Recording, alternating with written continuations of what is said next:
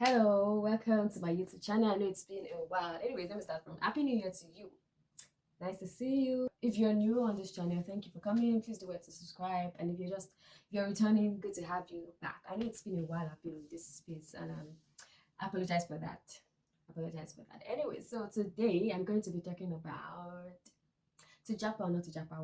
Where's the way out? Where's the way out? Okay, so it's been let's say 1 year since I left Nigeria, which is my own country, for the US. And speaking from the Nigerian perspective, I know there's been a large afflux of people leaving the country. I mean, leaving Nigeria for overseas. Okay, before I even continue, Japa is a Nigerian term used to just indicates it's used for to explain the fact that people are relocating or traveling out of their own country. So that's what Japa means, which I think literally means to like escape. Well, yeah. So to Japa, not to Japa. Anyway, so I haven't traveled out of my own country, Nigeria, for over a year now. I want to give my own candid advice on what I think. There's this large crave of, okay, people are traveling out and it can come with its pressures and all of that. So, but first of all, before I even continue, I want to try to say cut or I want to dissolve some misconceptions about traveling out or about relocating. There's a saying that goes that it's always green on the other side. But the truth is, so there's a contradictory quote to that saying, which I think I would much agree to. It says it's not always green on the other side. It's green where you water, where you prune, where you fertilize, where you nurture. Because the other side, even if the other side actually is fertile, if you don't nurture, if you go to the other side, you do nothing to the other side, you're not going to get any result. So, and the reason why I started with this quote is the truth is your own country may be very tough. Your own country may be, have its own peculiar challenges and its own difficulties. But to be frank with you, there is no place in this world without its peculiar challenges. So I'm not going to say whether you should travel out, should relocate or not to relocate. I just want to bring some perspective to this term. So the truth is, everywhere you go, there are challenges. It's just that every place has its own peculiar challenge. So what you might experience, for example, in Nigeria, will not obviously be the same thing you experience if you travel out another country. But you can be sure that that other country also has its own challenges. The second thing is it's not always green on the other side. It's green where you water and plant. For example, every country in this world has poor people, the same way every country in this world has rich people. And although I also agree to the fact that the opportunities you may get in one country may not readily be available to you in another country. But the truth is, it's I believe that it is what you make of where you are that really matters, really. Because you can travel out to another country and if you don't make the necessary efforts to be successful or to get the right results, you will get nothing in return. So yeah, your surrounding environment really does affect some things happen to you. I would say that the major bulk of things of the result of your life outcome is frankly it's mostly dependent on you and whatever you make out of where you are, because wherever you are, wherever place you are, you also find successful people, you also find unsuccessful people. Now, so where I'm going to my advice, what do I think? Anyways, first of all, I know that in this times, especially in Nigeria, at least I can speak of my own country. There's this I've heard people talk about, oh, whether you should travel out or it's not the best decision to travel out. It's the best decision right now. The wisest thing to do is to travel out. Well, I'm not going to say whether you should or you should not, but from a Christian perspective, there's one thing I just want to say is seek God for direction. I know this may not be a popular saying, but the truth is, the choice of leaving one's country or relocating to another place, it's a very major life decision. It's not something you can just wake up and say, I'm just going to take this decision. It's a major life decision. I mean, whatever your decision to change your location, it's a major life. It's not something you should toy with. And as a Christian, it's something that can affect your life forever. I mean, it's not that it will affect your life forever because your environment matters. So you have to really think through whatever decision you make, and most importantly, seek God for direction. The truth is, if God says you stay back in your own country, you can be sure that in the midst of hardship and difficulties, God will surely sustain you. That is the truth. God will surely sustain you. And if God says, "Oh, yes," gives you go ahead to leave your own country, then you can also be sure that even though you're going to a new land, or should I say strange land or somewhere unfamiliar, He's going to see you through. But the most important thing is have God's backing.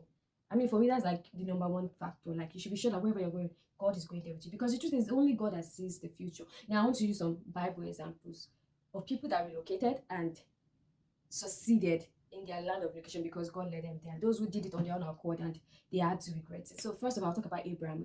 God specifically told Abraham to leave his fatherland, to leave his home country, to a strange land, to a new land, to a land that he knew nothing about.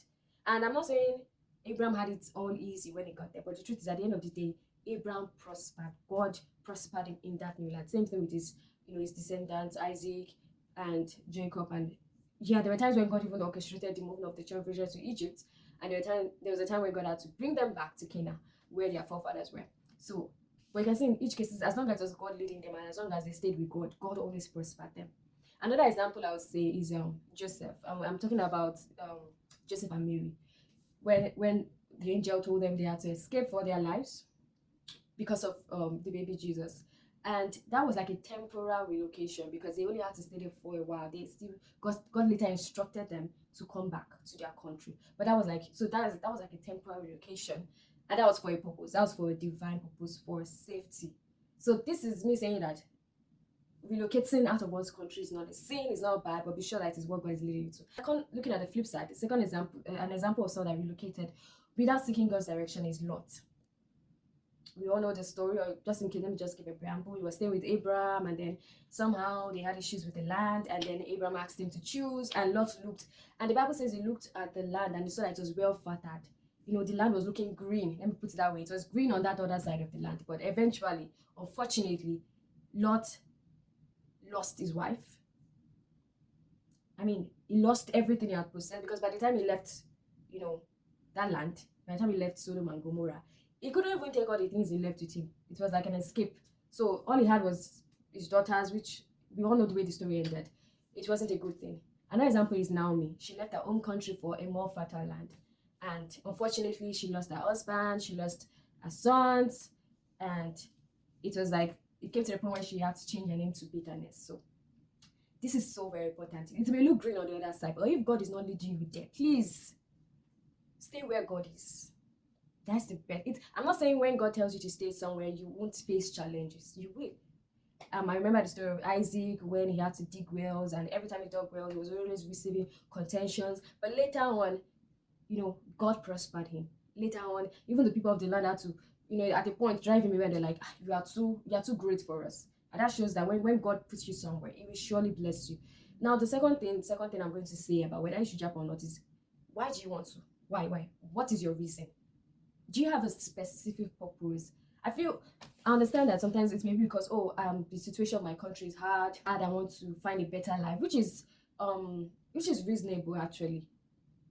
But it should not be that you are living because of everyone is doing it. This is the reigning thing. This is what everyone is doing, or because of pressure. You should have a specific purpose. Ask yourself, why am I doing this? Is there any valuable reason for this? And another thing, so you should have a specific purpose. Obviously, God leading you should be the first thing, first major thing, and then you should have a specific purpose as to why you are living. The third I'm going to say is, before you make a decision to relocate, please make findings. Do your research.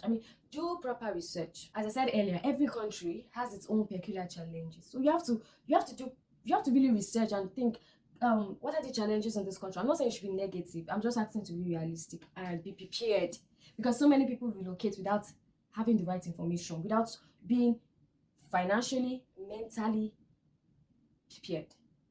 You have to ask yourself, can I cope with the environment over there? Can I cope with their culture? Can I cope with the weather? Can I cope with the things I will meet there? Don't just think I just want to live a better life. See, it's more than that. And once you get there, you will be shocked at something. I'll be like, wow, I didn't expect this to be. Let me give an example. I don't know if this is the best example, but here in the USA, it's it's a lot different from Africa. So I've come to realize that here in the US, you're almost virtually on your own, except you have your own circle of friends. But it's not like in Africa where you have neighbors, and even if you are sad, the shout of your of Mama Chukudi, the next door, it will take you out of your own loneliness. So I'm not saying loneliness or depression, those things don't really happen in African countries, but it's not like a major factor. And that's because here it's like you are basically on your. The difference is clear. So if you are not prepped up for that kind of thing, if you don't have, if you've not, stimulated yourself or mentally prepared yourself that, oh, this is what I'm um, set to experience when I get there, it could be kind of difficult to, settle in. Trust me.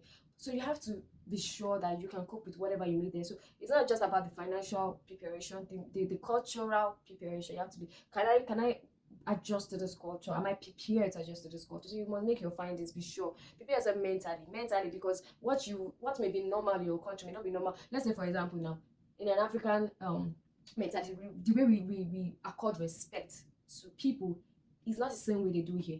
Maybe at the time that you like people calling you by adding Sama to your name. When you get there, you'll just be offended because nobody does that here.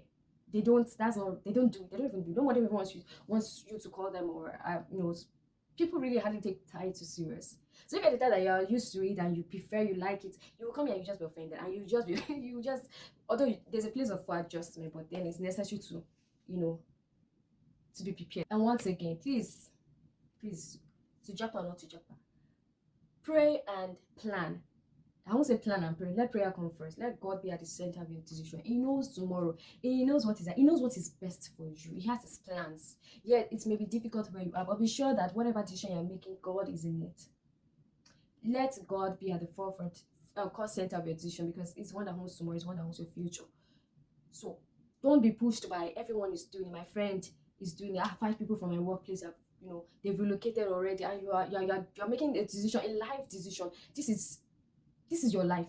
This is something that will affect you either positively or negatively for almost the rest of your life. And you don't just want to take that decision just because someone else took that decision, just because everyone else is doing it. Please let God guide your life. He knows what is best for you. Whatever God asks you to do, whether to stay in your own country or to move abroad, be sure that it's going to see you, it's going to sustain you. So thank you for listening. If you have further suggestion as to, okay, what's your perspective to Japan or not to Japan, please let me know in the comment section. And please do not forget to subscribe to this channel. Thank you so much for watching. Keep tabs for the next one. By God's grace, I promise that it's not going to take so long. Yeah, bye.